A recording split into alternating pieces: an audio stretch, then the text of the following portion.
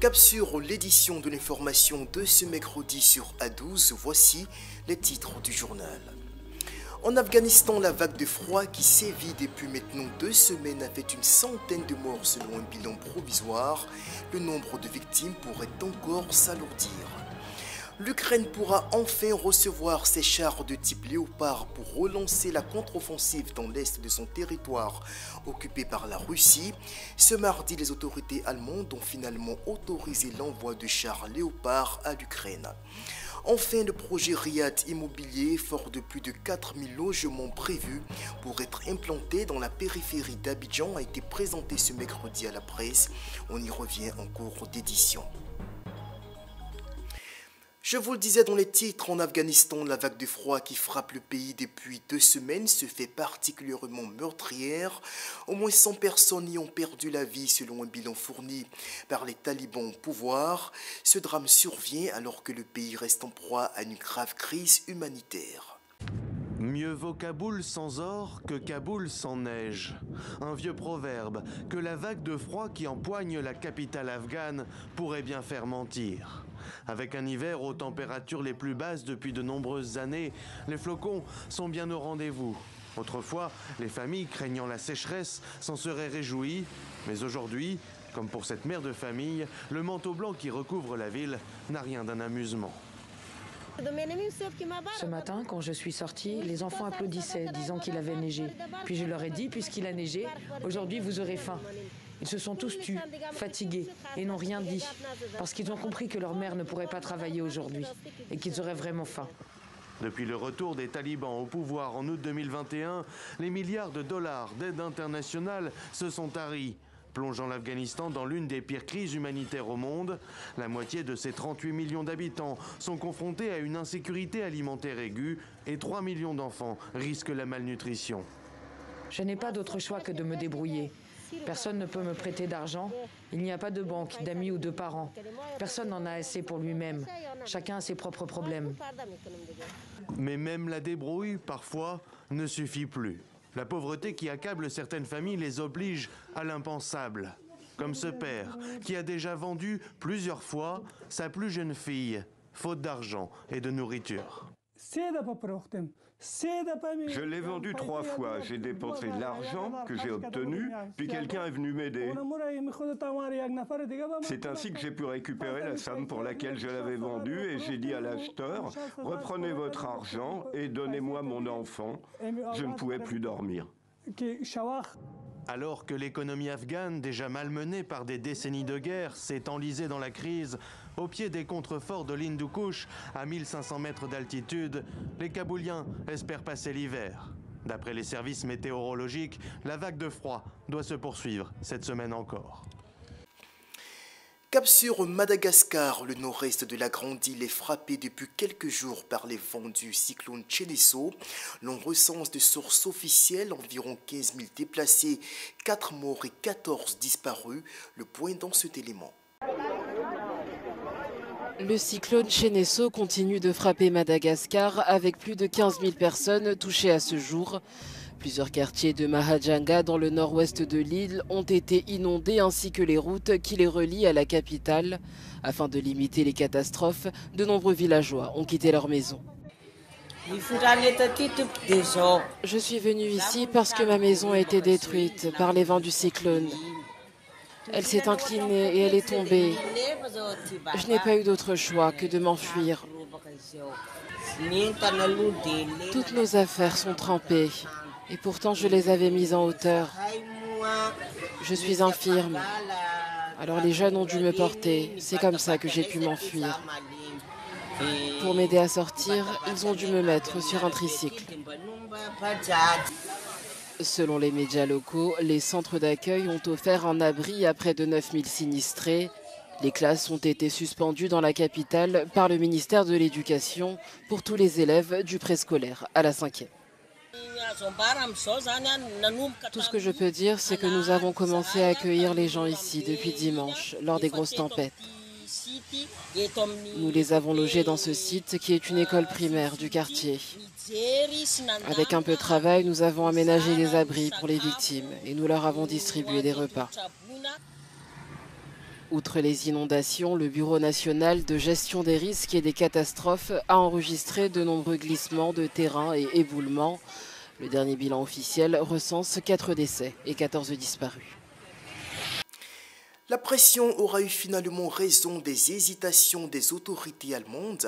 Après un long moment d'indécision, Berlin s'est finalement résolu ce mardi à autoriser l'envoi de chars de type Léopard à l'Ukraine, selon des médias allemands. Une annonce d'ailleurs confirmée par le nouveau ministre allemand de la Défense, Boris Pistorius. Selon les médias allemands Der Spiegel et NTV, l'Allemagne a pris la décision de livrer et d'autoriser la livraison de chars Léopard à l'Ukraine. Une décision qui pourrait être liée à celle des États-Unis d'envoyer des chars Abrams, selon le Wall Street Journal. Ce mardi, le ministre allemand de la Défense avait déjà envoyé un signal positif.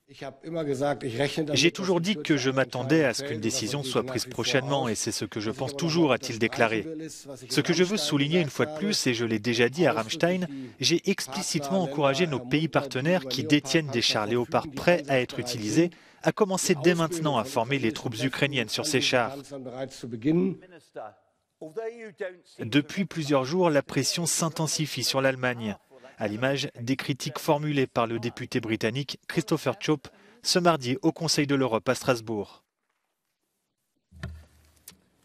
Des critiques également venues de Pologne, alors que Varsovie a demandé à Berlin l'autorisation d'envoyer des chars Léopard à l'Ukraine, selon le ministre polonais de la Défense, Mariusz Błaszczak, qui s'est exprimé sur Twitter, affirmant que la sécurité de toute l'Europe était en jeu.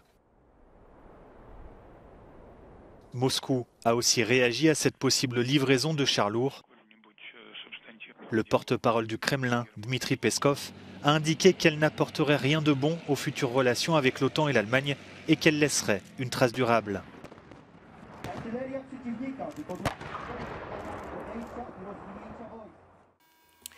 Que peuvent justement apporter ces fameux chars Léopard en termes de rapport de force sur le terrain? L'Ukraine aura-t-elle un avantage décisif avec l'arrivée de ces blindés sur le théâtre des opérations? L'analyse de nos confrères de la rédaction d'Euronews. Depuis le début de la guerre en Ukraine, les deux camps ont subi de lourdes pertes en chars de combat de fabrication soviétique et post-soviétique. Alors que les réserves s'amenuisent côté ukrainien, l'arrivée de chars occidentaux sur le terrain peut-elle changer le cours de la guerre? Selon Johannes Andersen, membre de l'agence suédoise de recherche en défense, les choses ne sont pas aussi simples. Il ne s'agit pas d'une baguette magique, dit-il. Ce n'est pas quelque chose qui va changer radicalement le cours de la guerre.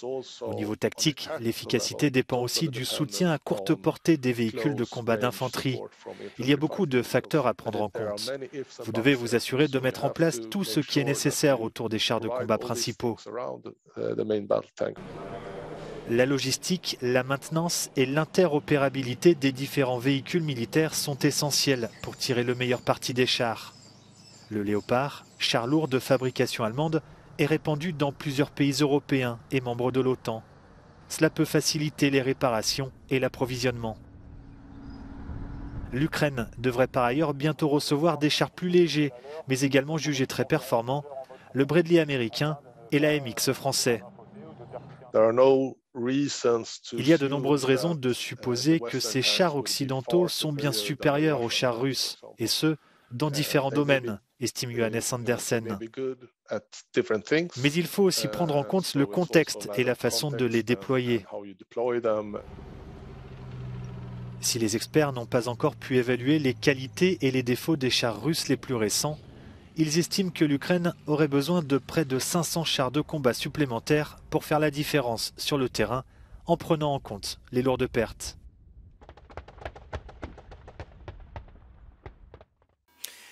En Mauritanie, l'ex-président Mohamed Ould Abdelaziz, aux affaires entre 2008 et 2019, a été mis aux arrêts. Ce mardi, à la veille de son procès, il comparaît devant la justice pour des faits de corruption. Les détails dans cet élément.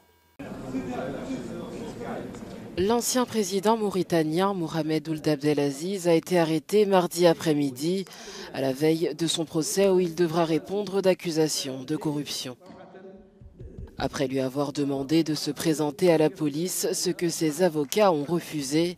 Les policiers sont venus le chercher chez lui avec un mandat, c'est ce qu'a indiqué un de ses avocats, en précisant que son arrestation a eu lieu sans incident. D'autres co-accusés ont également été convoqués à la police, laissant supposer que tous les mis en cause devaient être placés en détention en vue du procès, a précisé un responsable sécuritaire sous couvert de l'anonymat ce mardi. Le procès doit s'ouvrir ce mercredi 25 janvier. Et je vous invite à présent à suivre ces images compilées par la rédaction d'Euronews. Il s'agit de manifestations de colère organisées dans les pays musulmans après que militants d'extrême droite en Suède aient incinéré le Coran samedi dernier devant l'ambassade de Turquie à Stockholm. Ce geste, vous le constatez, suscite un gros sentiment d'indignation. क्या तुम मुसलमान हो? उस मैंने कहा हाँ हाँ मैं मुसलमान हूँ कहने लगा कि मुझे वो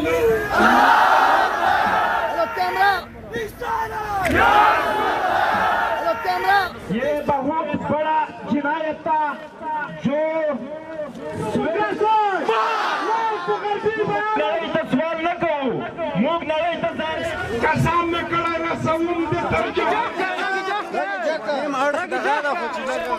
وعن دولة سمعها هكذا عناوين المسلمين بتحريق القرآن يلي بتحريق القرآن يلي بتحريق القرآن دستورنا القرآن يوم القيامة يمر على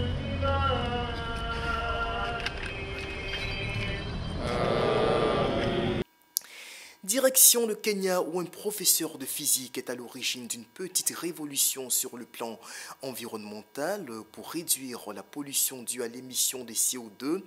Paul Wameru a mis en place Ecomobilus, une entreprise qui propose des motos et vélos à moteur électrique. Reportage. Paul Waweru déambule dans les rues de Nairobi, au Kenya, à la recherche de vieilles batteries d'ordinateurs portables, qui, une fois transformées, lui permettront d'alimenter des vélos et des motos électriques. Après avoir récupéré de vieux deux roues, il leur installe ainsi une batterie recyclée et les revend via la société qu'il a créée, Ecomobilus. Cet enseignant en est certain, il a trouvé le bon filon. Les vélos Ecomobilus ne demandent aucun entretien car ils ne possèdent pas de pièces mécaniques nécessitant d'être réparées régulièrement. Deuxièmement, la recharge en électricité est beaucoup plus abordable que le ravitaillement en carburant. Une charge complète coûte moins de $3 contre $7 pour les boda-boda, les mototaxis qui marchent à l'essence. Donc, en résumé, ces vélos sont plus rentables et plus faciles d'entretien. Deux arguments que confirment nombre de coursiers et livreurs conquis par ces vélos électriques et qu'ils ont rapidement adoptés. John, par exemple, a découvert ce système il y a 6 mois et il est ravi. Avec mon autre vélo, je consommais beaucoup d'essence et faire le plein souvent prenait du temps. Mais avec l'électrique, je perds moins de temps. C'est efficace et j'économise puisque je n'utilise plus de carburant. Ça ne me coûte que $2 par jour et ensuite je suis tranquille pour le reste de la journée. Autre avantage, ces batteries électriques contribuent à la protection de l'environnement. Elles ont reçu le label de qualité de Denis Wakaba, un spécialiste en mobilité électrique. Avoir de nouvelles batteries permet de prolonger la durée de vie d'un véhicule. Ici, nous allons maintenant réduire la pollution de l'air induite par les émissions de gaz d'échappement des moteurs à combustion interne. L'autre aspect est la pollution sonore, qui est moindre avec des vélos électriques, ce qui permet d'améliorer le bien-être de la population. Et puis, ces batteries électriques sont de plus en plus faciles à trouver au Kenya. Elles offrent donc une solution pérenne aux habitants qui multiplient les déplacements.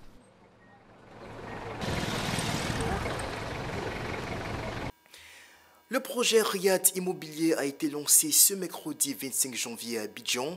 Le chantier est immense, 4464 logements, des infrastructures structurelles pour l'épanouissement des populations. C'est dans le bourg d'Elokaté, dans la périphérie de la capitale économique ivoirienne, qu'est implanté ce vaste chantier qui entre également dans le programme de logements sociaux initié par le gouvernement ivoirien. Reportage.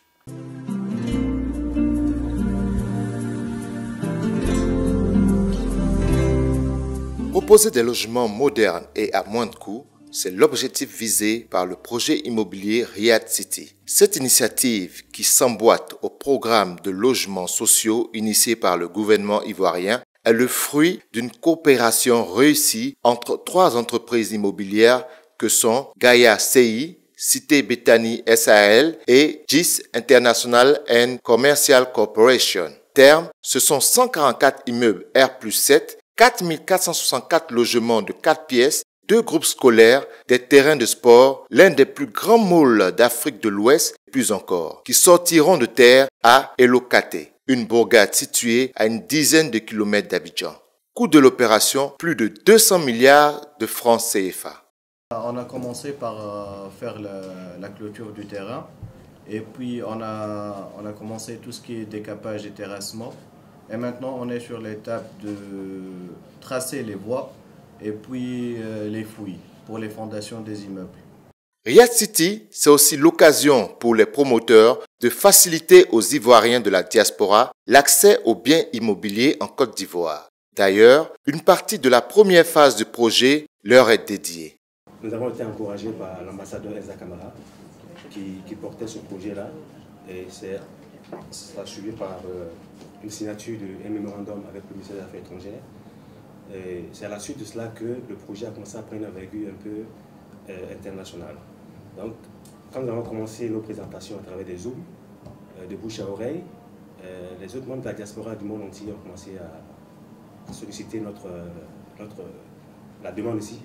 Pourquoi est-ce qu'eux, en tant que diaspora, ne faisaient pas partie de cette demande forte de logement? Donc, l'appui institutionnel que nous avons pu avoir avec le ministère des Affaires étrangères nous a fait agrandir nos champs d'action. Donc aujourd'hui, il est question de toute la diaspora du monde entier. Pour être propriétaire à Riyad City, il faut débourser 28 millions de francs CFA. La pose de la première pierre de ce gigantesque chantier est prévue pour le samedi 28 janvier 2023 sur le site de Riyad City à Elokaté, Bellevue, à Abidjan, en Côte d'Ivoire. On termine avec un mot du championnat d'Afrique des Nations 2023 en Algérie. Le Niger s'est imposé hier mardi sur le score d'1-0 face au Cameroun dans une confrontation comptant pour la dernière journée de la poule E. Les Sahéliens arrachent ainsi la seule place qualificative du groupe pour les quarts de finale. It's Niger versus Cameroon at the Total Energies African Nations Championship Algeria 2022. This is a game where Niger must win to go through. A draw is enough for Cameroon's Intermediate Lions. The winner will play Ghana in what will be a very tasty looking quarter-final. Jerome Ngom goes for goal.